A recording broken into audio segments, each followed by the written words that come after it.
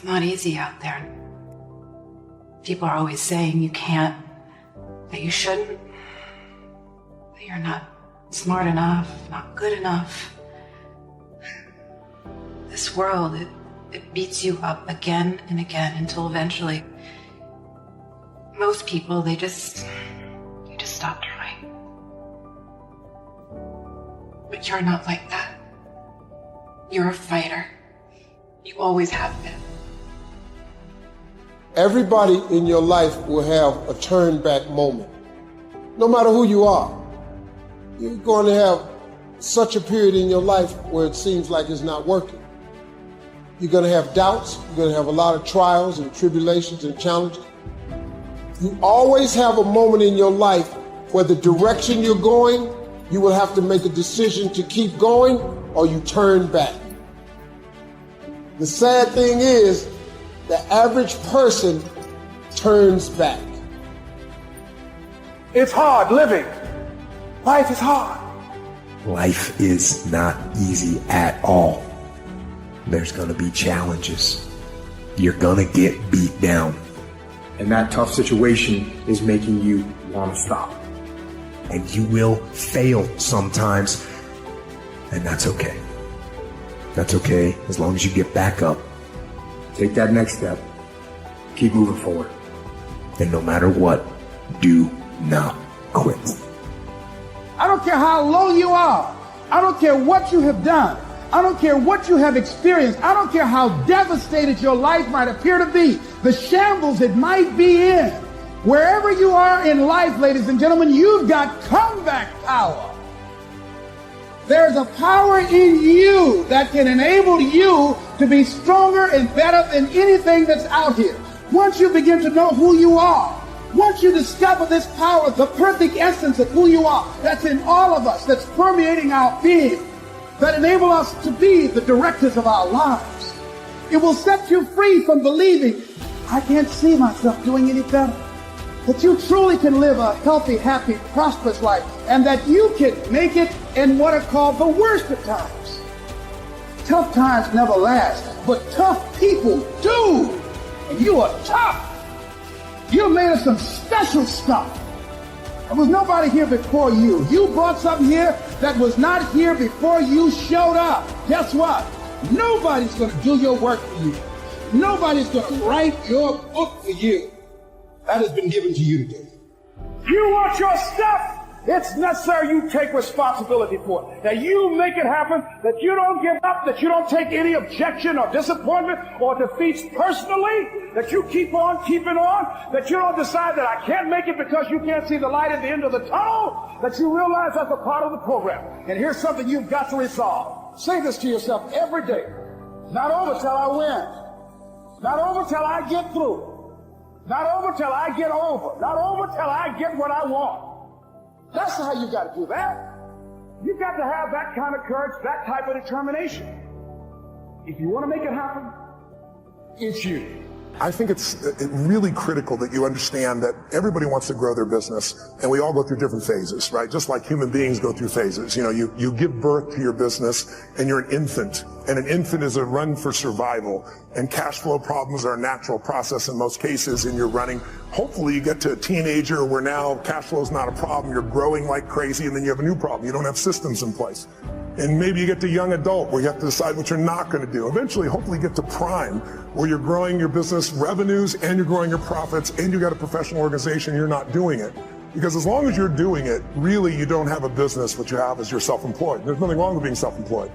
But whenever you meet someone who's in business is stressed, they're always a business operator. And my focus is to become a business owner. How do you do that?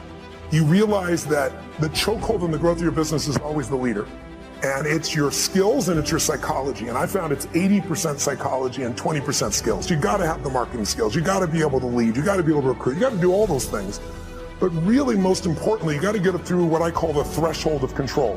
When you realize that your problem is not a lack of resources, it's not a lack of money or technology or contacts.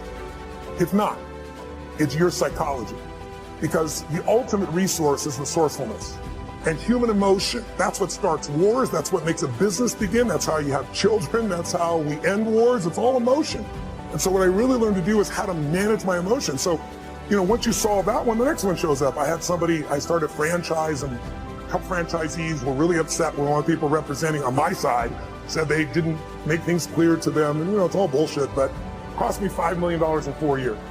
I thought the first one was like a $50,000 challenge. Now I got a $5 million challenge. And it took all the money I'd saved in my entire career to pay that off, and I was starting over again. And then I grew from that. And then I finally got, I had a partner in business, and long story short, he had a business that was losing $1 million a day, and he turned it around and making $1.8 billion in EBITDA. He offered me his partner, and I signed a document saying we're all joint and several. There was $40 million in debt. I figured I had $10 million of the debt, to have $1.8 billion in infrastructure. And it turned out my partners, two of them were broke. They weren't billionaires. They had lost their money. And the other one was the son of a billionaire, and his dad had given him nothing, had $5 million to his name. So I was on the hook shortly after for $120 million when I didn't have $120 million. I figured out how to deal with that. By doing that, I eventually took my companies to this year will surpass $6 billion in 33 companies because I made it through the threshold of control. So I want you to know, when you see these big numbers by any entrepreneur, they all started with blocking and tackling, and they all started with how do I get both the skill and, more importantly, the psychology. You can get the skill if you can get that part of you that just doesn't die, the part of you that finds the way to add more value than anybody else so you can keep growing.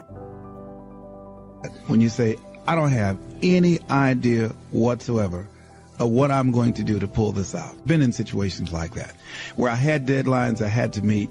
I didn't meet those deadlines, and I lost a car, lost a home, lights were cut off, telephone was cut off. All of those things are going to happen to you at different points in life. Now, the question is, what does it really mean? It really doesn't mean anything. It's not important at all. It's just a temporary inconvenience, because all of those things can be corrected. And it's a part of the process that we all go through. Now, the challenge is, in the midst of all of these things, is one, to stay focused on your goal, and two, to keep your expectations of making it happen and keeping your energy positive and relentlessly looking for ways in order to pull it out. And I guarantee you that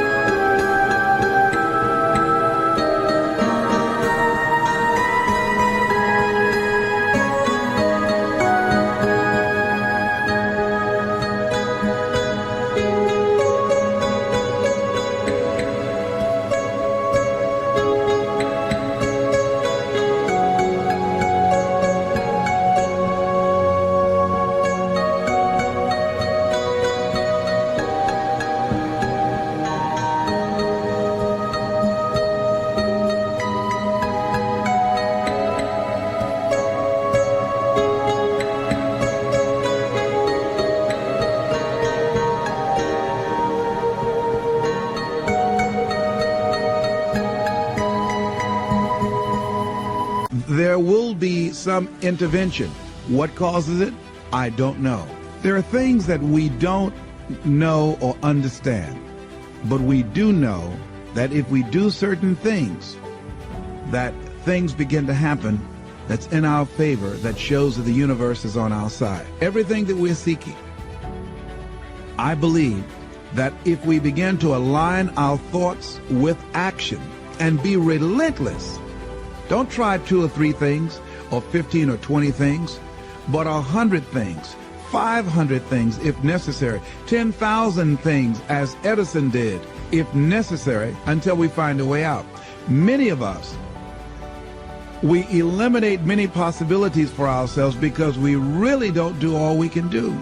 I think A.L. Williams was right when he said, all we can do is all we can do, and all we can do is enough. And I think, honestly speaking, even judging from myself, and I think that my commitment is stronger than most people. But if I had to literally measure my commitment in terms of what I put forth in my dream, I would say that I might have given about 18 to 20% of what I'm really capable of.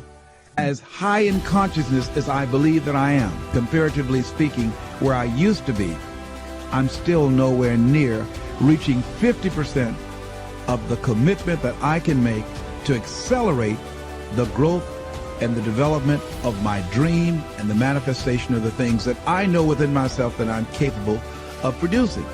So our biggest challenge is beginning to look at within ourselves to remove those energy blocks, because if we're not producing the income that we want, let us not look outside of ourselves, but look within ourselves to find out, how am I blocking me? Am I really giving it all that I have? Am I really being as creative as I can be? Am I really unstoppable? Am I as relentless as I can be? Am I exhausting every means possible? Am I turning up every rock to find what it is that I'm looking for? That what resides between our ears, when we're thinking about how do I come up with $500, $1,200, or $2,000, is the same gray matter that resides between the ears of a Ross Perot.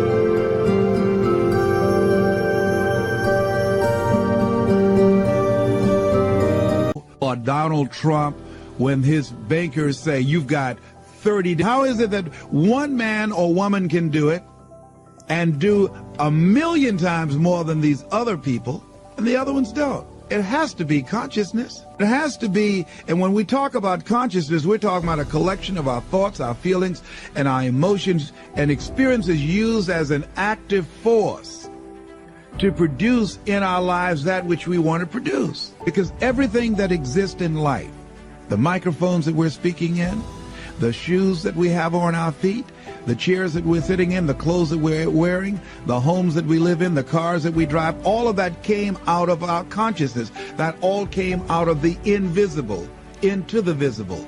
And man was the vehicle, the outlet to produce that. Wherever we have stopped in our dream, we stop to the place called willingness. Anybody that has fallen short of their goals, they ran into something that they were not willing to handle. Because in order to reach your dream, in order to make things happen, there must be a willingness to do what is required. You don't have to worry about the winds that will most certainly blow around you, the obstacles, the negativity that will stand in your way. You don't have to worry about what other people will say. You just have to keep your mind on your course. Those winds may blow fast and furious, but if you know your path, if you know where you are going, they will help push you toward the dreams and goals and treasures that you have already decided you're going after. Your goals will push you forward, ahead of the stormy weather. To be a good person, you have to have ambition. You have to try to do something good with your life. You have to try to get out of where you are today or make where you are a better place tomorrow.